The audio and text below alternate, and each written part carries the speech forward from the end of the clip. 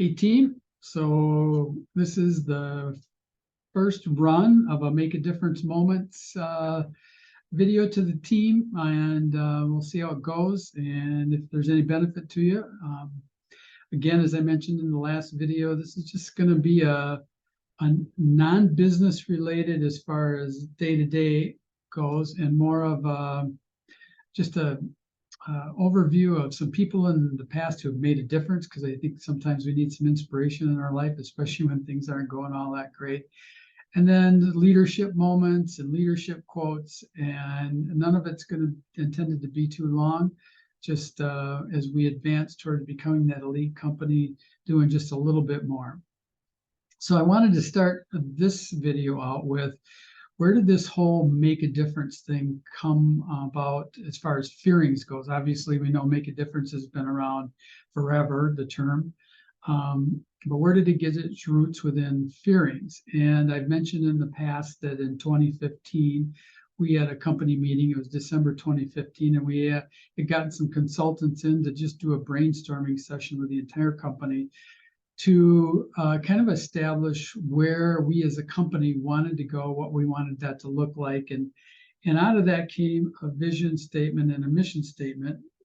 And I've actually got a picture here of the whiteboard that came out of the whiteboard session. I'm going to include that in the email that includes the link to this video. But coming out of that morning retreat, the vision statement was to be the first and only call a business makes, and to be a force for good in the world. And then the mission was to create a great customer experience through technology and innovation. And then after that session was done, it was up to me to wordsmith that together into something that was a little bit more coherent. And then we all came back as a team and kind of put our rubber stamp on it. And out of that came the vision statement that we currently have today, to leave a legacy of lasting partnerships. And at that time, it was making a difference in the world, but Travis Wirtz helped us out and told us that was grammatically incorrect. Thank you, Travis. And we changed it to leave a legacy of lasting partnerships and make a difference in the world. And then out of that came our mission statement that was to leave to create great customer experiences through our technology, innovation, and unrivaled teamwork. And then that was updated in 2021, working with Action Coach to change it, which is now where it is today, to create great customer experiences and a superior outcome every time. So, but out of the vision statement, those words got crafted because of influences on my life that had gone back all the way into my childhood. And I wanted to share some of those today. So as I was wordsmithing this, I went back to that foundation, and it started with a man I knew in my youth growing up in Reedsburg. Lois and I, as I mentioned, were both born and raised in Reedsburg. And this man that I'm talking about had a great influence on my life. And he was a businessman in the city of Reedsburg, and he was an active community servant. He was a member of the Lions Club. He'd actually been a past president of the Lions Club. He was an active member in the VFW and even been a past commander. He'd served in the Korean War. So the VFW was something he was passionate about. He was an alderman in the city of Reedsburg, and at the time he was an alderman, it was a time when the city of Reedsburg was building a new city hall and fire department and police department, and he was actively involved in that process. In fact, if you go to Reedsburg today and you go into the city hall, you'll actually see his name on a founder's plaque there. And after he was done being alderman, he served on the hospital board.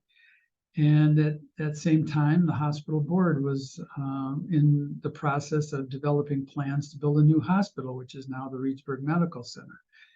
And he was actively involved in that process. There was times that he would go out and visit other hospitals. So as they were doing their planning, they were making sure that they got their floor plans and everything laid out, learning from other hospitals. He was a member of the Civil Defense, and I'm not going to explain what that is to you young pups. But there used to be a thing called the Civil Defense, and he was an active member in that. And he had been a member of the Country Club Board, and just super active in the community, well known. And he died in 1981 at the age of 50, marching with the VFW in the Memorial Day Parade. And as I said, he loved the VFW. He always marched in that parade. In fact, he was often the master of ceremonies at the Memorial Day celebration at the cemetery at the end of the parade. And so he was passionate about that. And he died. If this man could have written his way out of the world, it would have been, if it wasn't dying directly for the company and country and war, this is just the perfect way he would have wanted to go, serving his country with the VFW in the Memorial Day Parade. And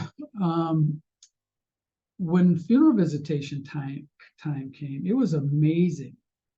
The people just came and came. It was like the entire city of Reedsburg turned out to pay their last respects to this man who had made a difference. And at his funeral, it was amazing the amount of people that were there. And so this man is a man who had great influence on me, but he wasn't a perfect man by any means. He had developed a drinking problem, and towards the end of his life, short life, he'd actually become an alcoholic, and it was affecting things for him. And he also liked to gamble, and sometimes that got him into trouble. But after he died, nobody remembered any of that. They just turned out for his funeral to pay their last respects. In fact, after he died, the Lions Club actually started a bowling tournament in his honor that went on for 10 years. And all of the proceeds from that Lions Club went to scholarships. And likewise, the country club, the Reedsburg Country Club, ran a golf tournament in his honor, and that went on for 10 years. And so they didn't remember his imperfections, they only remembered his impact. And if you haven't figured it out by this point, that man was my dad. And, I have to say that, my dad wasn't at all of my Little League games.